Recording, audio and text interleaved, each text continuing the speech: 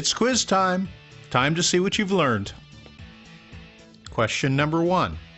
When developing a presentation for their prospect, what must a relationship salesperson consider? Is it A, they must already know what their prospect's priorities or hot buttons are? B, they must be aware of their own strengths and weaknesses? C, they must determine what type of presentation style would work best to achieve their goals? Or D, all of the above are important considerations? 10, 9, 8, 7, 6, 5, 4, 3, 2, 1. And the answer is D. All of the above are important considerations. You must know what your prospect's priorities or hot buttons are. You must be aware of your own strengths and weaknesses. You must determine what type of presentation style will work best to achieve your goals. Question number 2. Which of the following statements about canned presentations is true? Is it A, a canned presentation enables an inexperienced salesperson to cover the key points of their presentation? B, only experienced salespeople are meant to use canned presentations? C, when a salesperson reads a script directly off a computer screen, it sometimes demonstrates a general lack of knowledge, sincerity, and passion to the prospect?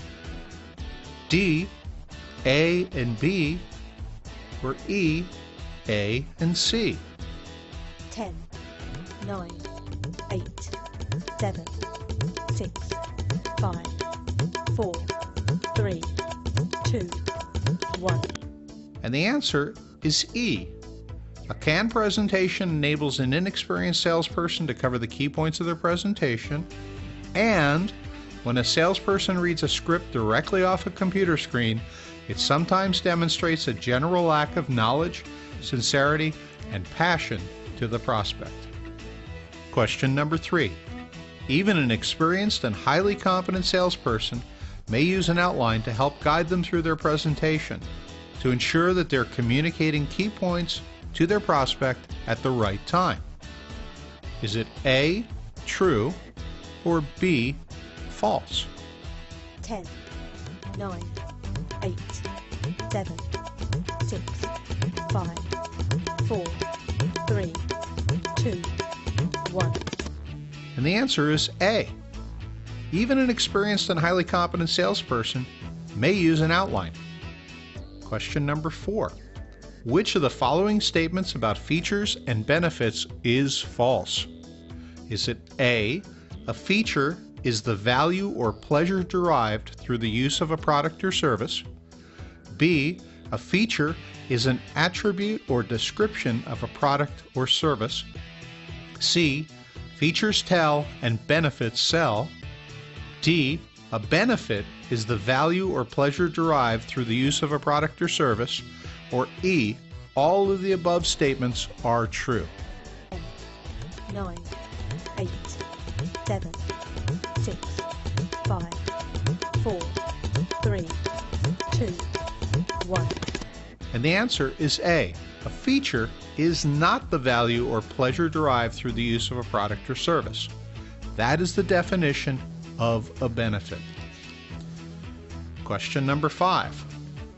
Which of the following is not a common mistake that salespeople make when giving presentations? Is it A, they read directly off their PowerPoint slides? B, they give too much information and data to their prospects and create confusion? C, they focus on return on investment, or ROI?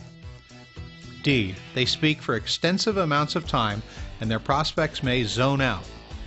Or E, all of these are common mistakes that salespeople make? 10, 9, 8, 7, 6, 5, 4, 3, 2, 1. And the answer is C.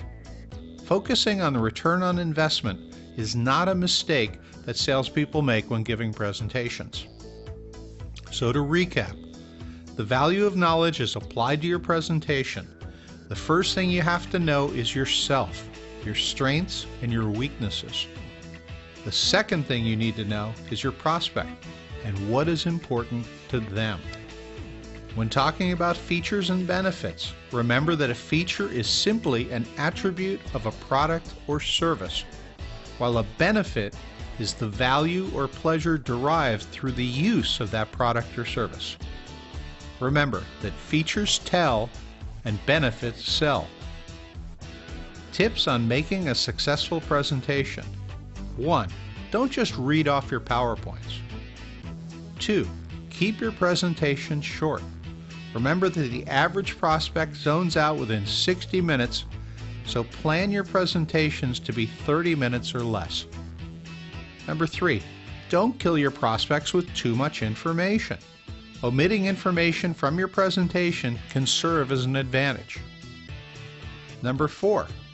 Focus on the return on investment. And number 5. You're the rock star. The PowerPoints, samples, demonstrations, testimonials, case studies, videos, and music are there to support you and your story, not the other way around.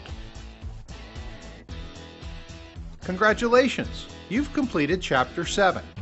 In Chapter 8, Dealing with Objections, you'll learn great ways to deal with your prospects' objections.